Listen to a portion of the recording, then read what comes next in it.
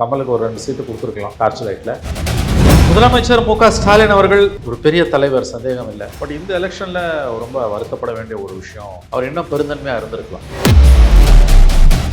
So CBI சிபிஎம்முக்கு ஒரு சீட்டு, 2 seat, torch light 2 seat, 4 சீட்டு. இந்த 4 சீட்டை திமுகவால் தியாகம் பண்ண முடியாது. இந்த 4 சீட்டால் உங்களுக்கு ஏதோ ஒரு ரூபத்தில் ஒரு அடி விழப்போகுது நான் சொல்கிறேன். இந்த நாளாக கண்டிப்பாக உதயசூரியன் கண்டெஸ்ட் பண்ணுறது ஏற்கனவே குறைஞ்சிருக்குல்ல. கலைஞர் ஜெயலலிதா 2 பேர்கிட்டையுமே கையெழுத்து போட்டுட்டு வந்து வெளியில் எங்களுக்கு திருப்தி இல்லைன்னு ஒரு கூட்டணி கட்சி சொன்னதே இல்லை. அப்போ அவங்க காயப்படுறாங்கன்னா அந்த காயத்தை அதுக்கு மருந்து போட வேண்டிய பொறுப்பு திமுகவுக்கு இருக்கு. சிபிஐ ஒத்துக்குச்சு 5க்கு. இல்லைங்க, வலியோட ஒத்துக்கிட்டாங்க. பெருந்தன்மையாக இருந்து கொண்டு இருந்த திராவிட முன்னேற்ற கழகம் இந்த விஷயத்தில் சறுக்கி இருக்கு. அவங்களோடய இருந்த கூட்டணி கட்சிகளை காயப்படுத்தி இருக்கிறார்கள். இது நல்லதல்ல. அதிமுக கூட்டணி சார் இப்போ தொகுதிகளே கொடுத்தாச்சு. கேண்டிடேட் தான் அனௌன்ஸ் பண்ணல, அவருக்கு பிரச்சாரத்துக்கு போயிட்டாரு. நேற்று Tamilisai Soundararajan BJP candidate announce பண்ணல, அவர் பிரச்சாரத்துக்கு ஜீப்ல ஏற்றிக்கிட்டு போறாரு. மயிலாப்பூர்ல ஆமா, ஜீப்ல ஏற்றிக்கிட்டு போறாரு. எடப்பாடி பிரச்சாரத்துல முன்னணியில இருக்காரு. ஏற்கனவே அதிமுக தொகுதி பங்கீடு எப்படி சார்? விரும்பிய தொகுதிகள்லாம் கொடுக்கல போல. 2வது பாயிண்ட், ஏன் மந்திரி தோக்க மாட்டானா? எந்த மந்திரியுமே தோக்க மாட்டானா? ஏன்னா இந்த மந்திரிகள் எல்லாம் மக்கள் தலையில வச்சு கொண்டாடுறாங்களா? ஆனான்பட்ட ஜெயலலிதாவே தோத்துருக்காங்க. கலைஞர் ஒருத்தர் தான் தோக்காதவர், மற்றவங்க எல்லாருமே தோத்துருக்காங்க. எந்த சூறாவளியிலும் விழாத ஒரே தென்னை மரம் அதுதான். இன்னொன்று சார், சீட்ஸுமே கண்ட்ரோல் பண்ணிட்டாங்கன்ற மாதிரி. ஆமா, உண்மைதானங்க. 60 சீட்டு பாஜக, பாசிச பாஜக தமிழ்நாட்டை அடகு வச்சுட்டாரு. அடிமை எடப்பாடி பழனிசாமி எல்லாம் பேசுனீங்க. 27 சீட்ல முடிச்சிட்டாரு. பாஜக ஒருவேளை ஃபோர்ஸ் பண்ணி கேட்கலையோ? அவே தமிழ்நாட்டின் மீது பிஜேபிக்கு எந்த அக்கறையும் இல்லை.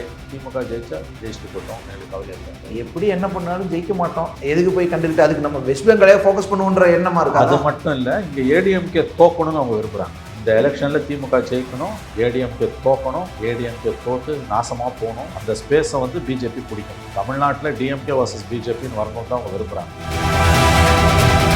தொண்டர்களை தூக்கணும், தலைவர்களை தூக்கணும், அந்த ஸ்பேஸ், பொலிட்டிக்கல் ஸ்பேஸும் தான் வரணும்னு அவங்க விரும்புகிறாங்க. ஏடிஎம்கே தோக்கணும் தான் பிஜேபி உண்மையிலே அப்படி தான் விரும்புகிறாங்க. எதுக்கு வந்து நீ எலெக்ஷன் 15 நாள் ஆக போகுது, நோட்டிஃபிகேஷன், அதே சீஃப் செக்ரட்டரி, அதே டிஜிபி, அதே கமிஷனர், அதே ஏடிஜிபி, அதே இன்டெலிஜென்ஸ் ஆஃபீஸர்ஸ், ஒருத்தனை கூட நீ மாற்றல. நீ அங்கே எவ்வளோ மாற்றுறாங்க? தேர்தல் ஆணையத்திட்டு எதிர்கட்சிகள்லாம் போய் கோரிக்கை வைக்குமே, இந்த ஆஃபீஸரை மாற்றி கொடுங்க. அதுதான், அதை கூட பண்ணலன்னா இது ஏடிஎம்கேவே பண்ணலைன்னு தான். Correct.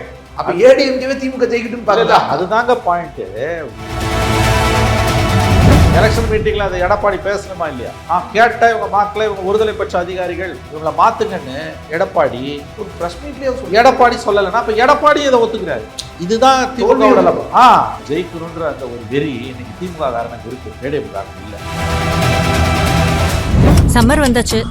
Watts your plan for this holiday? எங்க கிட்ட விட்டுருங்க, நாங்க பாத்துக்கிறோம். VGT holidays. GT holidays, south India's #1 travel brand. இப்போது புதிய அறிமுகம் ஆச்சி ஹோட்டல் சாம்பார் 50 கிராம் ரூபாய் 20 மட்டுமே. Arabian garden sea food restaurant, where taste meets elegance. DMK கூட்டணி அது அமைஞ்சிருக்கிற விதம் அது எப்படி இருக்கு? எல்லாம் செட்டில் பண்ணிட்டாங்கல்ல, பழச பேசி பிரயோஜனம் இல்லை. ஒன்று கமல் மட்டும் ஒரு ஏமாற்றம். கமலுக்கு ஒரு 2 சீட்டு கொடுத்துருக்கலாம் டார்ச் லைட்டில். உதயசூரியனில் நிற்க சொன்னதால் அவர் விலகிட்டார். அது ஒரு நெருடல் தான். திரும்ப கூட சொல்லியிருக்காரு அவர் நிற்கணும் அப்படின்ட்டு. கமல் வந்து நிபந்தனையற்ற ஆதரவு தெரிவிச்சிட்டாரு. ஆனால் உள்ள அந்த வலியும் அந்த ஒரு கோபமும் இருக்கும். அது ஏதாவது ஒரு ரூபத்தில் வெளிப்படும், கண்டிப்பாக வெளிப்படும். ஓகே. முதலமைச்சர் மு க ஸ்டாலின் அவர்கள் ஒரு பெரிய தலைவர், சந்தேகம் இல்லை. ஒரு உழைப்பின் வடிவம். கலைஞர் சொன்ன மாதிரி உழைப்பு ஸ்டாலின் என்று சொன்னால் அவர் எல்லாருக்கும் ஒரு ஸ்பேஸ் கொடுக்குறாரு, இன்க்ளூசிவாக இருக்கார். இந்த 5 வருஷம் ஆட்சியில் அவருடைய சிறப்புன்றது அதுதான். குறிப்பாக கலைஞர் மரணத்துக்கு பிறகு 3 தேர்தல்களை வெற்றி பெற்றிருக்கிறார். பட் இந்த எலெக்ஷனில் ரொம்ப வருத்தப்பட வேண்டிய ஒரு விஷயம், அவர் இன்னும் பெருந்தன்மையாக இருந்திருக்கலாம். இன்னும் பெருந்தன்மையாக இருந்திருக்கலாம். இவங்களுக்கெல்லாம் 2 சிபிஐ சிபிஎம்முக்கு ஒரு சீட்டு தான் கேட்டாங்க, 6 சீட் கொடுத்துருக்கலாம். விசிகாவுக்கு 8 சீட்டு கொடுத்தது அவங்க அப்ஜெக்ட் பண்ணல. தேமுதிக 10 கொடுத்தது கூட அவங்க கேட்கல. மார்க்சிஸ்டுகள் எவ்வளவு பெருந்தன்மையானவர்கள்லாம் மற்றவங்களுக்கு கொடுத்ததை பற்றி நாங்கள் கேட்கல, எங்களுக்கு கொடுங்கன்னு தான் கேட்குறோன்றோம். ஸோ சிபிஐ சிபிஎம்முக்கு ஒரு சீட்டு, 2 சீட், டார்ச் லைட் 2 சீட், 4 சீட்டு. இந்த 4 சீட்டை திமுகவால் தியாகம் பண்ண முடியாதா? ஏன்னா இந்த 4 சீட்டால் உங்களுக்கு ஏதோ ஒரு ரூபத்தில் ஒரு அடி விழப்போகுது நான் சொல்கிறேன். இந்த நாளாக கண்டிப்பாக நீங்கள் வந்து மார்க்சிஸ்டுகளை நடத்தின முறை வந்து கண்டிப்பாக வந்து அவங்க ஓட்டு வந்து பெரிய அளவில் மாறும். அதுக்குள்ளே நான் போக விரும்பலை.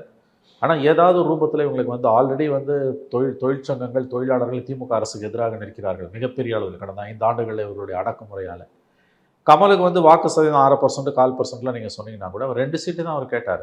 ஸோ கமலுக்கு 2 சீட்டு டார்ச் லைட்டில், சிபிஐ சிபிஎம்க்கு தலா 1 சீட்டு, 4 சீட்டு, 175 நிற்கிறது, 171 நிற்க போகிறீங்க. சற்று பெருந்தன்மையாக ஸ்டாலின் இருந்திருக்கலாம் தான் எனக்கு தோணுது. ஏன்னா அப்படி தான் அவர் இருந்தார். கடந்த 3 ஆண்டுகளில் 3 தேர்தல்கள் அப்படி தான் இருந்தார், அதில் சந்தேகம் இல்லை. பட் என்னமோ இந்த முறை அவங்க வந்து அவர்கள் தேர்தலில் தோற்று விடுவோமோன்ற ஒரு கவலை அவர்களை பிடித்து ஆட்டுகிறது. அதனால் அவங்க இப்படி இழுத்து பிடிக்கிறாங்க. தேமுதிகவுக்கு 10 கொடுத்ததை பற்றி நான் எதுவும் சொல்ல விரும்பலை. முடிஞ்சு போச்சு, அது பேசக்கூடாது. இவங்களுக்கு கொடுத்துருக்கலாம், கூட 4 சீட்டு தான், அது கூட அவங்களுக்கு 10 குறைன்னு கூட நான் சொல்லலை. இவங்களுக்கு கூட கொடுத்துருக்கலாம். ஏன்னா அவங்களும் பெருந்தன்மையாக ஏன் அவங்களுக்கு கொடுத்தான்னு கேட்கல. உதயசூரியன் கண்டெஸ்ட் பண்ணுறது ஏற்கனவே குறைஞ்சிருக்குல்ல. 170 கூட இல்லைங்க, 140 150 இருந்தால் கூட உங்களுக்கு நம்பர்ஸ் கேம் இது வந்து. எப்படி பார்த்தாலும் நீ 170 கீழே போகிறதில்ல. அப்படி இருக்கும்போது வந்து இந்த 4 சீட்டால் வந்த காயம் அவர் வெளிப்படையாக சைன் போட்டுட்டு வந்து, எனக்கு தெரிஞ்சு கலைஞர் காலத்துலேருந்து நான் அரசியலை பார்க்குறேன், கலைஞர் ஜெயலலிதா 2 பேர்கிட்டையுமே கையெழுத்து போட்டுட்டு வந்து வெளியில் எங்களுக்கு திருப்தி இல்லைன்னு ஒரு கூட்டணி கட்சி சொன்னதே இல்லை. அப்போ அவங்க காயப்படுறாங்கன்னா அந்த காயத்தை ஆற்ற வேண்டிய, அதுக்கு மருந்து போட வேண்டிய பொறுப்பு திமுகவுக்கு இருக்குது. அந்த இடத்துல தான் திமுக தூத்துடுச்சு, அவங்க பெருந்தன்மையாக நடந்துக்கலன்னு நான் சொல்கிறேன், வெளிப்படையாகவே சொல்கிறேன். கொடுத்துருக்கலாம், 1 சீட்டு கொடுத்துருக்கலாம். நான் ஒன்றும் 10 சீட்டு கேட்குறாங்கன்னா ஓகே, புரியுது. 6 சீட்டு 5 சீட்டாக குறைக்கிறதுன்றது அவமானப்படுத்துறது. கமலுக்கு அதே மாதிரி 2 கமல் வந்து நான் வந்து உங்களை ஆதரிக்கிறோன்ட்டு ஒருத்தர் வெளியில் போகிறாங்கன்னா அது உங்களுக்கு கொடுக்குற தண்டனை. அதை நீங்கள் வந்து அந்த இடத்துல வந்து நீங்கள் வந்து பெருந்தன்மையாக நடந்துருக்கணும். நான் என்ன சொல்கிறேன், இது பெரிய அளவில் உங்களுக்கு டிமாண்ட் இருக்குது, 3 பேருக்கும் சேர்த்து ஒரு 10 சீட்டு போகுது அல்லது 20 சீட்டு போகுதுன்னா கூட இந்த மாதிரி ஃபைட் பண்ணுறதுல ஒரு அர்த்தம் இருக்குது. உங்கள்கிட்ட 175 நீங்கள் போட போகிறீங்க. கூட்டணி கட்சிகளில் பல கட்சிகள் உங்கள் கூட்ட சின்னத்தில் தான் நிற்கிறாங்க. 4 சீட்டில் என்ன குடிமொழியிட போகுது? அதில் உங்களுக்கு லாபம் தான் வருதே ஒழிய நஷ்டம் எதுவுமே கிடையாது. இந்த காயம் வந்து ஆறாது. நான் சொல்கிறேன், ஏதாவது ஒரு ரூபத்தில் தேர்தலில் எதிரொலிக்கும். தேர்தலுக்கு பிறகு ஜெயித்தாலும் தோத்தாலும் உங்களுக்கு காட்டும். அதுதான் சொல்கிறேன், முதல் முறையாக ஸ்டாலின் சறுக்கி இருக்கிறார். முதன்முறையாக ஸ்டாலின் சறுக்கி இருக்கிறார். கலைஞர் மரணத்துக்கு பிறகு அவர் எல்லாரையும் அரவணைச்சு தான் அரசியல் பண்ணார். கலைஞர் கூட பண்ணாத சாதனையை பண்ணார். ஆமாம், ஒரே கூட்டணி 2 தேர்தலில் கலைஞரோட அரசியல் வாழ்க்கையில் இருந்ததே இல்லை. இவர் 3 தேர்தல் இல்லை, 4வது தேர்தலுக்கும் கொண்டு வந்திருக்கார். பாராட்ட வேண்டிய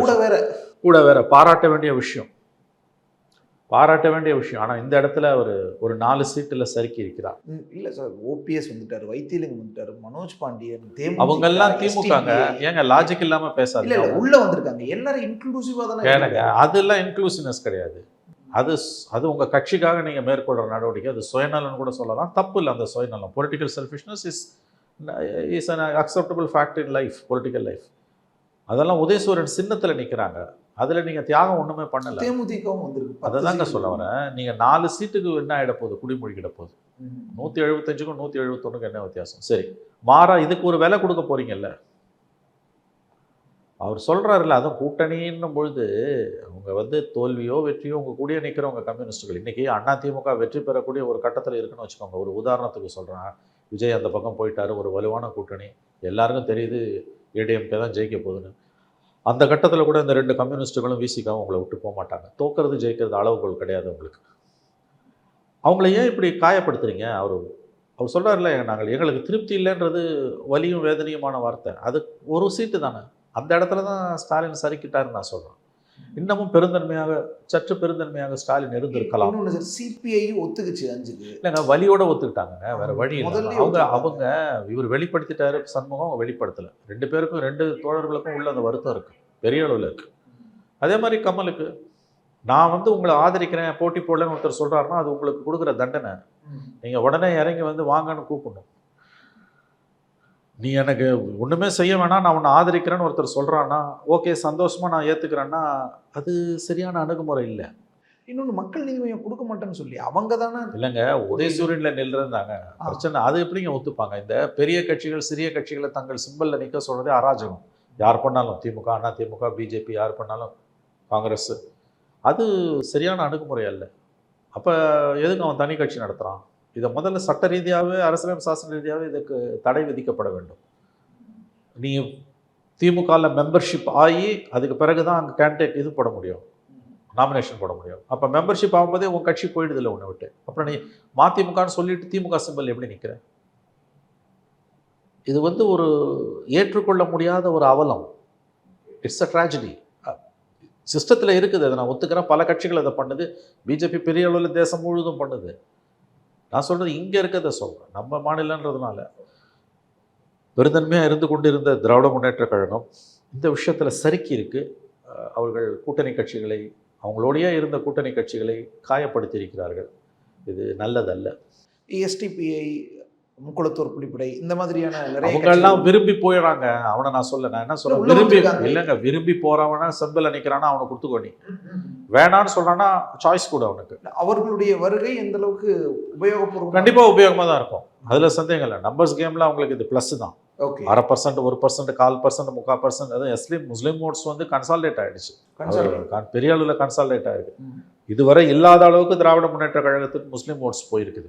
அதுவும் அவர் வந்து 2 விஷயம். ஒன்று, எடப்பாடி பழனிசாமி எஸ்டிபிஐ கூட சேர்ந்துக்கிட்டு போன பிப்ரவரியில் 26 36 46 எப்போ வந்தாலும் பிஜேபியோட போக மாட்டேன்ட்டு 2 மாதத்தில் பிஜேபியோட போனப்போ எஸ்டிபிஐ அந்த பக்கம் போய்விட்டான். இப்போ விஜய் வந்து கடைசி ஒரு 2 வாரம் பிஜேபியோட போக போகிறாரு, என்டிஏவோட போக போகிறாருன்னு வலுவாக ரூமர்ஸ் வந்தது. தந்தி பேப்பரில் என்டிஏ கூட்டணி விஜய்னு பேனரே போட்டான். அப்போல்லாம் பதில் சொல்லாமல் கடைசியில் இஃப்தார் நோம்பில் போய் குல்லா போட்டுன்னு கஞ்சி குடிச்சிட்டு நான் வந்து போகலன்ற மாதிரி சொன்னார்ல. ஆனால் அதுக்கு முன்னால் டேமேஜ் ஆகிடுச்சு. அவர்கிட்ட இருந்த சிறுபான்மையின வாக்குகளில் ஒரு சதவீதம் வந்து ஒரு குறிப்பிட்ட சதவீதம் அந்த பக்கம் போயிடுச்சு. உடனே மறுக்காம தாமதம். கரெக்டாக சொன்னீங்க. உடனே மறுக்காம தாமதப்படுத்தினதால வந்து நம்பகத்தன்மை குறைஞ்சி, அப்போ நெருப்பு இல்லாமல் புகையாது. கரெக்ட் நம்பகத்தன்மை இல்லாமல் புகையாதுன்னு போயிடுச்சு. படியில அதனால வாட் எவர் இட் இஸ், இந்த நம்பகத்தன்மை போயிடுச்சு. ஸோ சிறுபான்மையினர், குறிப்பாக இஸ்லாமியர்கள் வாக்குகளில் 80% குறையாம 80% 90% என்று சொல்லலாம் திமுக கூட்டணிக்கு போயிடுச்சு. விஜய் கிட்ட இருந்த அந்த வாக்குகள், அதுவும் சின்ன சின்ன கட்சிகளும் வந்துருச்சு, எல்லாம் போயிடுச்சு.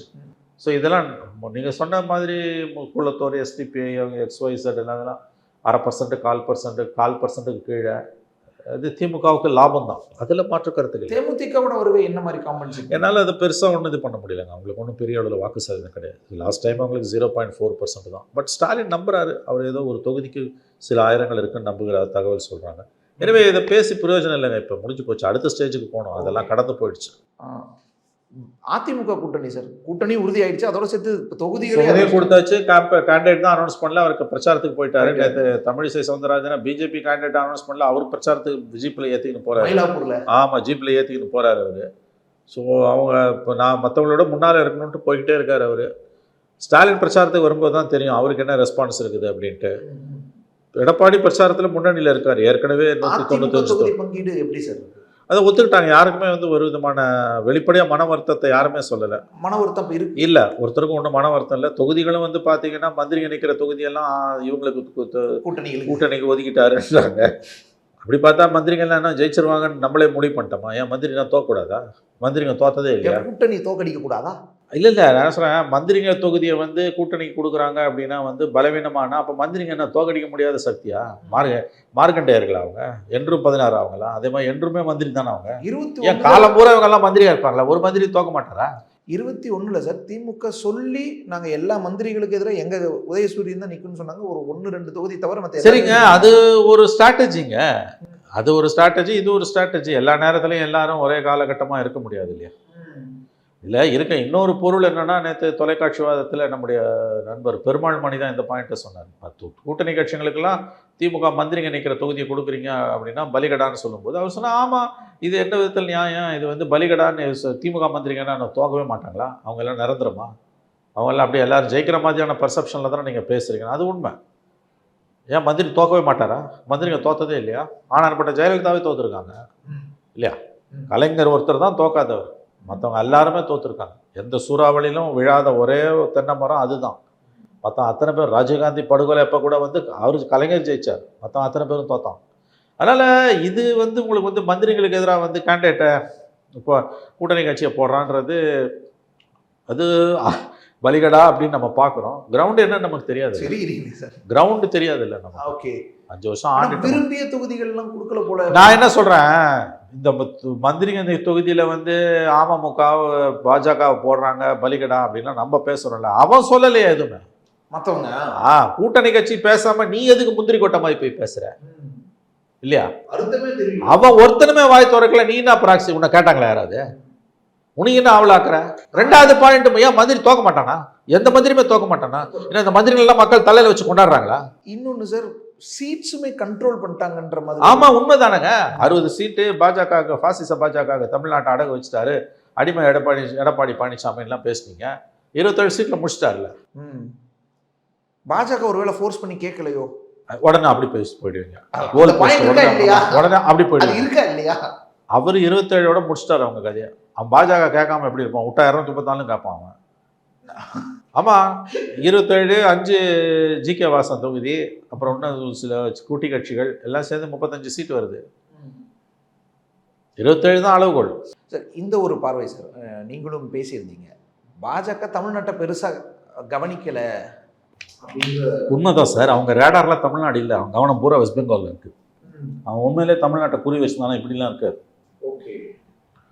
முதல்ல கலைஞர் ஸ்டாலின் கவர்மெண்ட்ல இருக்க அதிகாரிகள், முக்கிய அதிகாரிகள்லாம் வந்து வெஸ்ட் பெங்கால் மாதிரி மாற்றப்பட்டிருப்பார்கள். ஒரு அதிகாரியை கூட மாற்றலை. வெஸ்ட் பெங்கால எல்லாரையும் மாத்திரம். அது சும்மா நாம்கே ஆவாஸ் 4 எஸ்பி அண்ணாமலை சொன்னார் மாத்திரம். அது ஜுஜுபி. அது வெஸ்ட் பெங்காலில் chief secretary, home secretary, DGP, ADGP, commissioner, 13 IG, DGP, DIGs, district magistrates, returning officers புரட்டி எடுத்துட்டான் தலைகீழ. மொராதாபாத்தில் மட்டும் 600 ஆஃபீஸர்ஸை மாற்றிருக்கான். தலைகீழ புரட்டி எடுத்துட்டான். இது பிரசிடென்ட் ரூல் கீழே மாநிலம் இருக்குன்னு மம்தா பானர்ஜி கோர்ட்டில் போய் கூட புலம்புனாங்களே வழிய ஒன்றும் பண்ண முடியல. ராஜ்யசபாவில் வாக் அவுட் பண்ணாங்க. அது நீ எலெக்ஷன் கமிஷன் கண்ட்ரோலுக்கு போச்சுன்னா நீ ஒன்றுமே பண்ண முடியாது. ஆனால் இங்கே ஒரு அதிகாரியை மாற்றலை, ஒரே ஒரு அதிகாரியை இங்கே மாற்றலை. அமித்ஷா இங்கே வரவே இல்லை. 21 எலெக்ஷன் அப்பயும் திரும்பல. 21 அப்போ லீலா பேலஸ் ரோட்டில் 4 தடவை 5 தடவை வந்தார். ஆகவே தமிழ்நாட்டின் மீது பிஜேபிக்கு எந்த அக்கறையும் இல்லை. திமுக ஜெயிச்சுட்டு போட்டோம், எங்களுக்கு கவலை இல்லை. அப்படி மம்தா பானர்ஜி காலி பண்ணாது ஒன்று தான் உங்களுக்கு. தமிழ்நாடு அவன் ரேடாரில் இல்லை, சுத்தமாக இல்லை. உன் சாமர்த்தியம் தான் நீ ஜெயிச்சுக்கோ. திமுக அவங்க கொடுக்குற மெசேஜ், ஓகே உனக்கு சாமர்த்தியம் தான் நீ ஜெயிக்கோ. எங்கள் சைட்லேருந்து உனக்கு எந்த உதவியும் வராது, எந்த டிஸ்டர்பன்ஸ். உதவி ஆப்வியஸ்லி வராது, என் சைட்லேருந்து உனக்கு டிஸ்டர்பன்ஸ் வராது. ஒருவேளை எப்படி என்ன பண்ணாலும் ஜெயிக்க மாட்டோம், எதுக்கு போய் கண்டுக்கிட்டு அதுக்கு நம்ம வெஸ்ட் பெங்காலே ஃபோக்கஸ் பண்ணுவோன்ற எண்ணமா இருக்கு. அது மட்டும் இல்லை, இங்கே ஏடிஎம்கே தோக்கணும்னு அவங்க விரும்புகிறாங்க. பிஜேபி இந்த எலெக்ஷனில் திமுக ஜெயிக்கணும், ஏடிஎம்கே தோக்கணும், ஏடிஎம்கே தோற்று நாசமாக போகணும். அந்த ஸ்பேஸை வந்து பிஜேபி பிடிக்கணும். தமிழ்நாட்டில் டிஎம்கே வர்சஸ் பிஜேபின்னு வரணும் தான் அவங்க விரும்புகிறாங்க. இந்த எலெக்ஷனில் ஏடிஎம்கே தோக்கணும், ஃபர்தராக அது வீக்கன் ஆகணும். ஏன்னா ஏடிஎம்கே தோற்றுனா கண்டிப்பாக பெரிய கலகம் வெடிக்கும். உள்ள 4வது தோல்வி உள்ளுக்குள்ளே பெரிய சிக்கல் உருவாகும். தலைவர்கள் எல்லாம் தூக்கிக்கலாம், தொண்டர்களை தூக்கணும், தலைவர்களை தூக்கணும். அந்த ஸ்பேஸ், பொலிட்டிக்கல் ஸ்பேஸில் தான் வரணும்னு அவங்க விரும்புகிறாங்க. ஏடிஎம்கே தோக்கணும்னு தான் பிஜேபி உண்மையிலே அப்படி தான் விரும்புகிறாங்க. இல்லாட்டி ஒரு விதத்தில் கூட அவங்களுக்கு ஹெல்ப்பே பண்ணலையே. ஏடிஎம்கே எந்த விதத்துலையும் ஹெல்ப் பண்ணாமல் டிஎம்கேவை டிஸ்டர்ப் பண்ணாமல் இருக்காங்கன்னா அது வந்து என்ன அர்த்தம்? டிஎம்கே கொடுக்குற ஹெல்ப்பு ஏடிஎம்கேக்கு கொடுக்குற டிஸ்டர்பன்ஸ். ஓகே, ஒரே ஒரு ஆஃபீஸரை கூட மாற்றலைன்னா அப்புறம் என்ன இருக்கும்? அப்புறம் எதுக்கு வந்து நீ எலெக்ஷன் 15 நாள் ஆக போகுது, நோட்டிஃபிகேஷன் வந்து அதே சீஃப் செக்ரட்டரி, அதே டிஜிபி, அதே கமிஷனரு, அதே ஏடிஜிபி, அதே இன்டெலிஜென்ஸ் ஆஃபீஸர்ஸு, ஒருத்தனை கூட நீ மாற்றலையா? நீ அங்கே எவ்வளோ மாற்றுற? 2011 முதல்ல கையை வச்சது Jafar Sait, SY Qureshi chief election கமிஷனரும், இன்னும் 3 எலெக்ஷன் கமிஷனர்ஸ். கரெக்டாக நோட்டிஃபிகேஷன் வந்த அடுத்த நாளுன்னு நினைக்கிறேன் சம்மன் பண்ணாங்க ஜாஃபர் சேட்டை. அவர் தான் பவர்ஃபுல் மேன். சும்மா தம்பு கீழே தமிழ்நாட்டையே வச்சுருந்தார். 2 ஹவர்ஸும் அந்த மாதிரி வெளியில் உட்கார வச்சாங்க, வெயிட் பண்ண வச்சாங்க எலெக்ஷன் கமிஷன். அதுக்கப்புறம் கூப்பிட்டு வந்து லீவில் போக சொல்லிட்டாங்க. முதல் ஸ்டெப்பே அங்கேருந்து ஆரம்பிச்சது. இத்தனைக்கும் அப்போ காங்கிரஸ் கவர்மெண்ட், யூபிஏ, அந்த கவர்மெண்ட்டில் டிஎம்கேவும் இருக்குது. அப்படிலாம் இருந்த எலெக்ஷன் கமிஷன் இன்னைக்கு மொராதாபாத்தில் மட்டும் 600 ஆஃபீஸர்ஸை மாற்றிருக்கோம். கீழ் லெவல்லேருந்து மேல் லெவல் வரைக்கும், எஸ்ஐலேருந்து எஸ்பி வரைக்கும் தாறுமாறாக தூக்கி அடிச்சிருக்கான்.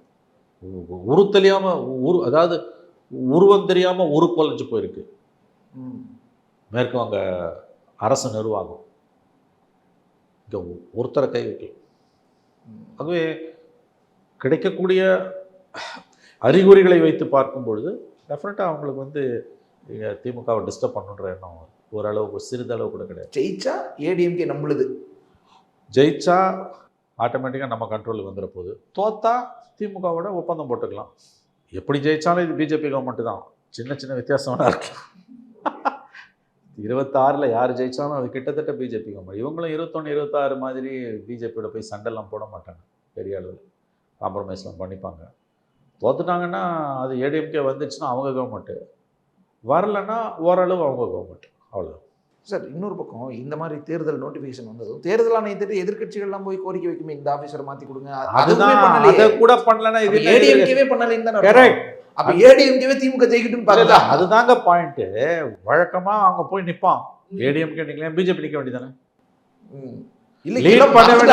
லீட் பண்ண வேண்டியது ஏடிஎம்கேங்க. ஏன் அவன் போய் நிற்கல? 15 நாள் ஆக போகுது. ஏடிஎம்கேவே பண்ணல, ப்ரெஷர் பண்றாங்கன்னு கேள்விப்பட்டான். போய் கொடுத்தாங்க. அது வெளிப்படையா ஏன் நீ பண்ண மாட்டேன்? பிஜேபி இன்னொன்று ஏடிஎம்கே எலெக்ஷன் கமிஷன்ல பெட்டிஷன்ஸ் கொடுத்துருக்காங்க. இந்த பெட்டிஷன் கொடுத்துருக்காங்க. இந்த அதிகாரிகள் எல்லாம் மாத்துன்னு, சில அதிகாரிகளை மாத்துன்னு கேட்டிருக்காங்க. அவன் உட்காந்துன்னு இருக்கான் சைலண்டா. ஆனா அதை வெளியில சொல்ல மாட்டேன்றான் ஏடிஎம்கே. அது இப்போ உள்குத்து தானே. நீ வெளியில சொல்லணும். நீ பின்னால போய் கதவுக்கு பின்னால ஒளிஞ்சுக்கின்னு காலைல விடுறதுல அர்த்தம் கிடையாது. அது ஒரு மீனிங்கே கிடையாது. பிஜேபி ப்ரெஷர் பண்ணி ஏடிஎம்கேவே இதை சொல்லவும் வேணாம்னு வச்சிருக்குது. அதெல்லாம் அப்படிலாம் கான்ஸ்பிரசி தெரியல ஒன்றும் இல்லை. அவன் கண்டுக்கவே இல்லைங்க. அவன் கண்டுக்கவே இல்லை. நீ எக்கட கட்டு போங்கடான்ட்டான்.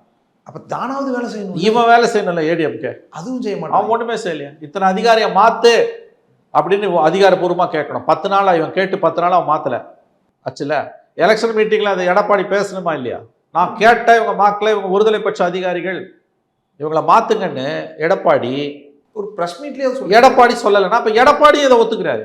இதுதான் திமுக. நேரடியா அதிகாரிகளை மாத்துன்னு, நீ நேரடியா அதிகாரியை மாத்துன்னு கேட்க மாட்டேன்றல, எதுக்கு மறைமுகமா போய் பெட்டிஷன் கொடுக்குற? அதையா செய்யாம இருக்கலாம்ல. இது எவ்வளவு முரண்பாடு பாருங்கன்ற. இது வரைக்கும் நடக்காத ஒரு எலெக்ஷன். அப்ப இந்த இடத்துல தான் சார் எல்லாரும் எதுக்கு ஒரு தோல்வி மனப்பான்மை ஏடிஎம்கே வந்துருச்சுங்க. தோல்வி மனப்பான்மை உண்மையா சொல்றேன்னா அதாங்க. இந்த ஜெயிக்கணுன்ற அந்த ஒரு வெறி இன்னைக்கு திமுக காரனுக்கு இருக்கு, ஏடிஎம் காரனுக்கு இல்லை. நீங்கள் பேசி பார்த்தீங்கன்னா தெரியும். நான் பேசி பார்த்த வரைக்கும் எந்த Anna DMK காரனுக்கும் top to bottom சொல்கிறேன், ஜெயிக்கணுன்ற நம்பிக்கை இல்லை. அண்ணாமலை பற்றி இன்னைக்கு ஒரு செய்தி, நான் எதுவுமே அதெல்லாம் அவரை பற்றி நான் எதுவுமே சொல்ல விரும்பல. அவர் எந்த பதவியிலையும் இல்லை. வரக்கூடிய செய்திகள் எல்லாம் ஊர்ஜிதமாகாத தகவல்கள். ஆகவே அண்ணாமலையை பற்றி நான் பேசுவதற்கு எதுவும் இல்லை. முன்னாள் தலைவர் உங்களுக்கு பாஜகவுக்கு இருந்துட்டு போட்டோம். தமிழிசை மயிலாப்பூர்ல எல்லாம் எடப்பாடி கூட பிரச்சாரம் பண்றாங்க. அது அவங்க பிரச்சனை. அண்ணாமலை என்ன பண்றான்னு பார்ப்போம். அதை பற்றி உங்களுக்கு என்ன கவலை? பாஜகவை டபுள் டிஜிட் கொண்டு உங்களுக்கும் அண்ணாமலைக்கும் ஏன் இவ்வளவு அக்கறை? உங்களுக்கு அண்ணாமலை மேலே ஏன் இவ்வளோ அக்கறை? நீங்கள் என்ன ஒரு வார் ரூமில் மெம்பரா? வார் ரூமா? அப்புறம் ஏன் சார் உங்களுக்கு கவலை அண்ணாமலையை பற்றி? என்னன்னா சார், ஒரு பொலிட்டிக்கலாக வைப்ரண்ட்டாக இருந்த ஒரு லீடர்ல தனி நபர்களோட கட்சி பெருசு. ஆகவே அவருக்கு இன்னைக்கு தனிநபர்கள் சேர்ந்து தான் அவருக்கு இன்னைக்கு பொறுப்பு இல்லை, நாளைக்கு கொடுக்கலாம் அவருக்கு. இன்னைக்கு அவரை பற்றி பேசுறதுக்கு நமக்கு எதுவும் ஒரு நல்ல ஒரு ஆயுதத்தை நான் போருக்கு எடுத்துட்டு போகலன்னா யாருக்கு நட்டம்? அது பிஜேபியோட பிரச்சனை, உன் பிரச்சனை இல்லை. ஓகே ரைட், நன்றி. சம்மர் வந்தாச்சு. What's you plan for this holiday? எங்க கிட்ட விட்டுருங்க, நாங்க பாத்துக்கிறோம். வெஜிடி holidays. GT Holidays, South India's #1 travel brand. இப்போது புதிய அறிமுகம் ஆச்சி ஹோட்டல் சாம்பார் 50 கிராம் ரூபாய் 20 மட்டுமே. Arabian Garden Seafood Restaurant, where taste meets elegance.